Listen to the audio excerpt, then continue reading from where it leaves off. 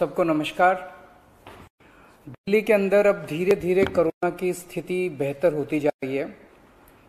उसी को देखते हुए पिछले हफ्ते से हम लोगों ने अनलॉक करने की प्रक्रिया शुरू की थी।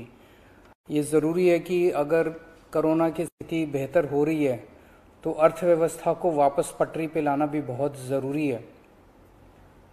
पिछले हफ्ते हमने कंस्ट्रक्शन वर्कर्स और फैक्ट्री, ये दो सेक्टर्स खोले थे। पिछले एक हफ्ते से कंस्ट्रक्शन एक्टिविटीज़ और फैक्ट्री दोनों खुले हुए हैं, लेकिन कोरोना की स्थिति अभी कंट्रोल में है। पिछले 24 घंटे में लगभग 400 के करीब केस आए हैं। 500 से भी कम हो गए अब केसेस। 400 के करीब केसेस आए हैं और 0.5% के करीब पॉजिटिविटी बची है, संक्रमण दर बची है। तो स्थिति काफ़ी कंट्रोल में है और भगवान करे ऐसे ही कंट्रोल में रहे। तो ये वाला जो लॉकडाउन पिछले हफ्ते ऐलान किया था वो सोमवार को सुबह 5 बजे तक है। उसके आगे भी लॉकडाउन जारी रहेगा, लेकिन काफ़ी सारी और एक्टिविटीज़ में रियायत दी जा रही है, उनको खोला जा रहा है। एक तो जितने बाजार हैं, मॉल्स हैं, उनको खोला जा रहा है ऑड इवन के बेसिस पे, कि आधी दुकानें एक दिन खुलेंगी, आधी दुकानें दूसरे दिन खुलेंगी, आधी दुकानें एक दिन, आधी दुकानें दूसरे दिन। 10 बजे से सुबह 10 बजे से शाम को 8 बजे तक दुकान नंबर के हिसाब से, ऑड इवन के हिसाब से दुकानें खोली जाएंगी। दूसरा, जितने दिल्ली में सरकारी दफ्तर हैं, उन सरकारी दफ्तरों में ग्रुप ए ऑफिसर्स जो हैं वो 100% काम करेंगे और ग्रुप बाकी उसके नीचे वाले जो हैं वो 50% काम करेंगे।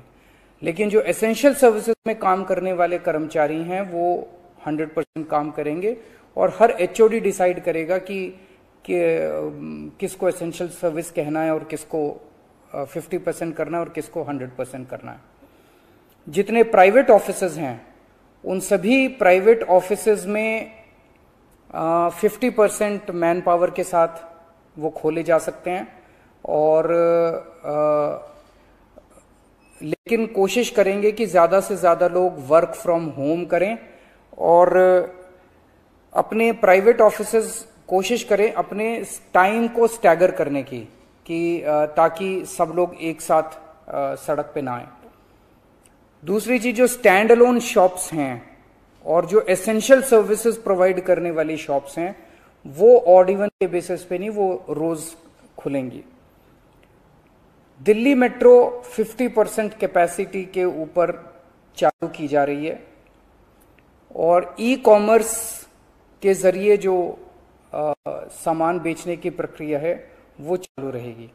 तो मोटे मोटे तौर पे ये चीज़ों की रियायत दी जा रही है और मैं उम्मीद करता हूं इसके बाद देखेंगे कि आने वाले हफ्ते के अंदर भी कोरोना की स्थिति अगर काबू में रही तो और कई सारी एक्टिविटीज़ को फिर उसके अगले हफ्ते खोलेंगे। थर्ड वेव कहा जा रहा है, एक्सपर्ट्स कह रहे हैं कि थर्ड वेव आएगी। कब आएगी, कितनी भयावह होगी, इसके बारे में किसी को कोई जानकारी नहीं है। लेकिन एक जिम्मेदार सरकार होने के नाते हमारी जिम्मेदारी बनती है कि उसकी पूरी तरह से हम तैयारी करें, ताकि अगर थर्ड वेव आती है, अगर बहुत भयानक होती है, तो सरकार उस वक्त जनता के लिए तैयार हो। इसकी तैयारियां पूरे जोर शोर से दिल्ली सरकार के अंदर चल रही हैं और कल लगभग 6 घंटे तक मैंने 2 अलग अलग मीटिंग ली, एक्सपर्ट्स के साथ बात की, जिन ऑफिसर्स ने अभी कोरोना के दौरान काम किया था उनके साथ बात की। हमने 2 कमिटीज़ बनाई हैं, उन दोनों कमिटीज़ के साथ मैंने बहुत डिटेल में चर्चा की। एक चीज़ हम लोगों को ये तय करनी थी, इस बार कोरोना की जो पीक आई थी, मतलब एक दिन में मैक्सिमम कितने केस आए, लगभग 28,000 के करीब केसेस आए थे एक दिन में, 22 या 23 अप्रैल के आसपास। अगली पीक कितनी हो सकती है, तो ये तय किया गया कि अगली पीक 37,000, एक्सपर्ट्स के साथ बात करके, ऑफिसर्स के साथ बात करके, सबके साथ बात करके, कि 37,000 पीक मान के इसकी तैयारी शुरू की जाए। इसका मतलब ये नहीं है कि अगर इससे ज्यादा की पीक आएगी तो हम तैयार नहीं हैं, हम उसके लिए भी तैयार हैं। लेकिन एक तरह से 37,000 के बेस के ऊपर अगर हम तैयार हो गए तो फिर अगर उससे भी कहीं ज्यादा पीक आती है तो उसकी भी तैयारी हम लोग, उसकी भी, अगर 37,000 की तैयारी हमारी है तो फिर मान लीजिए और ज्यादा आती है तो उसकी तैयारी तो होगी उसके लिए हम ज्यादा तैयार हो पाएंगे। तो 37,000 को एक तरह से बेस माना जा रहा है। 37,000 की पीक की तैयारी के हिसाब से अब सारे कैलकुलेशंस किए जा रहे हैं कि अगर 37,000 की पीक आती है तो कितने बेड्स की जरूरत पड़ेगी, कितने आईसीयू की जरूरत पड़ेगी, कितने उसमें से बच्चों वाले होने चाहिए, कितनी ऑक्सीजन की जरूरत पड़ेगी, ये सारी चीजें, अब कितनी दवाइयों की जरूरत पड़ेगी, ये सारी चीजें अब कैलकुलेट की जा रही हैं। एक पीडियाट्रिक टास्क फोर्स अलग से बनाई गई है। वो पीडियाट्रिक टास्क फोर्स ये तय करेगी कि जितने हमारे ऑक्सीजन बेड्स होंगे उसमें से कितने बच्चों के होने चाहिए, जितने आईसीयू बेड्स होंगे उसमें से कितने बच्चों के होने चाहिए। जो बच्चों के होंगे उसके लिए फिर अलग किस्म का सारा इक्विपमेंट होगा, उसका अलग किस्म के मास्क होंगे, अलग किस्म का ऑक्सीजन का मास्क होगा, उसकी सारी चीजें अलग होंगी। वो पीडियाट्रिक टास्क फोर्स बना दी गई है कल, वो अलग से अपनी तैयारी करके अपनी रिकमेंडेशंस देगी। इस बार ऑक्सीजन की बड़ी कमी हुई थी और ऑक्सीजन की कमी की वजह से हम लोगों ने देखा कि कई बार ऐसे हुआ था जब ऑक्सीजन बेड्स नहीं मिले थे, ऑक्सीजन के लिए काफी संघर्ष करना पड़ा था। अल्टीमेटली अपने को सुप्रीम कोर्ट के इंटरवेंशन के बाद केंद्र सरकार के सहयोग से अपने को ऑक्सीजन मिली, लेकिन जब तक ऑक्सीजन नहीं मिली तब तक दिल्ली में त्राही त्राही मच गई थी। अगली वेव अगर आती है तो हम नहीं चाहते कि इस तरह की दिल्ली के अंदर त्राही त्राही मचे। तो ये तय किया गया, इसकी तैयारी शुरू कर दी गई। 420 टन ऑक्सीजन की स्टोरेज कैपेसिटी तैयार की जा रही है। इंद्रप्रस्थ गैस लिमिटेड से बात की गई है और उन्हें 150 टन ऑक्सीजन प्रोडक्शन का प्लांट, 420 टन ऑक्सीजन तो स्टोरेज कैपेसिटी क्रिएट की जा रही है और 150 टन ऑक्सीजन प्रोडक्शन करने के लिए उनको प्लांट लगाने के लिए कहा गया है। उन्होंने कहा 18 महीने लगेंगे, लेकिन जो भी है शुरुआत कहीं ना कहीं तो अपने को करनी पड़ेगी। इसके अलावा इस बार सबसे बड़ी दिक्कत आई थी टैंकरों की। ऑक्सीजन के टैंकर नहीं थे दिल्ली में, दिल्ली इंडस्ट्रियल स्टेट नहीं है, इसीलिए अपने पास ऑक्सीजन टैंकर है ही नहीं दिल्ली में। तो 25 ऑक्सीजन टैंकर्स खरीदे जा रहे हैं ताकि अगर इस तरह की दिक्कत आए ऑक्सीजन की तो हमारे पास अपने टैंकर होने चाहिए। 64 छोटे छोटे ऑक्सीजन के प्लांट्स लगाए जा रहे हैं, वो ऑलरेडी लग रहे हैं और हमें उम्मीद है कि अगले कुछ हफ्तों के अंदर, 1-2 महीने के अंदर ये 64 ऑक्सीजन प्लांट्स लग के तैयार हो जाएंगे।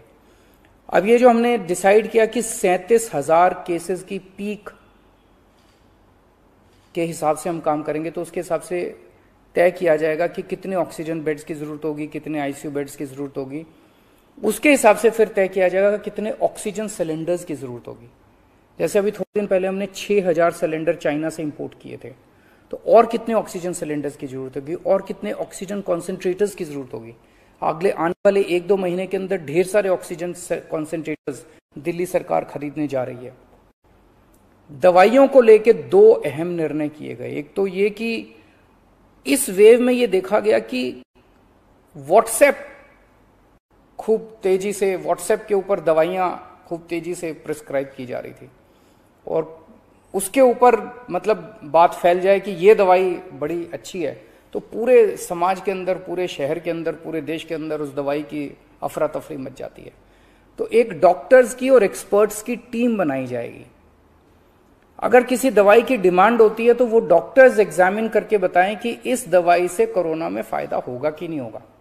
अगर डॉक्टर कहते हैं होगा तो सरकार उस दवाई को मुहैया कराने की कोशिश करेगी, और डॉक्टर अगर कहते हैं कि ये दवाई बिल्कुल बेकार है, इससे कोरोना में कोई फायदा नहीं होगा और लोग इसके पीछे भागना बंद करें, तो जनता को उसके बारे में जागरूक किया जाएगा कि इस दवाई के पीछे भागना बंद कीजिए। एक ये। दूसरा, जो जो इंपॉर्टेंट दवाइयां हैं उनकी लिस्टें बना ली गई हैं, उसका कितना बफर, कितना स्टॉक चाहिए होगा उतना बफर स्टॉक क्रिएट किया जाएगा। एक्सपायरी डेट्स किस दवाई की कितनी है, एक्सपायरी डेट्स को ध्यान में रखते हुए उन सभी दवाइयों का बफर स्टॉक क्रिएट किया जा रहा है ताकि अगर जरूर, और प्राइवेट अस्पतालों के भी आदेश दिए जा रहे हैं कि वो भी अपने बफर स्टॉक्स इस तरह से तैयार रखें ताकि अगर महामारी आती है तो हम उसके लिए तैयार रहें। इसके अलावा 2 जीनोम सीक्वेंसिंग लैब्स बनाई जा रही हैं एलएनजेपी हॉस्पिटल में और आईएलबीएस में, ताकि हमें भी पता रहे कि दिल्ली के अंदर जो भी वेरिएंट आ रहा है वो वेरिएंट कौन सा वेरिएंट है, पुराने वाला है या कोई नया वेरिएंट आ गया है, और हमें इस बारे में क्या एहतियात बरतने की ज़रूरत है, हम एक्सपर्ट से पूछ सकते हैं। तो ये बहुत सारी चीज़ें कल चर्चा हुई, ये कुछ चीज़ें मैंने आपको बताई हैं और आपको यही आश्वासन देना चाहता हूं कि आपकी सरकार पूरी तरह से 24 घंटे लगी हुई है इसमें।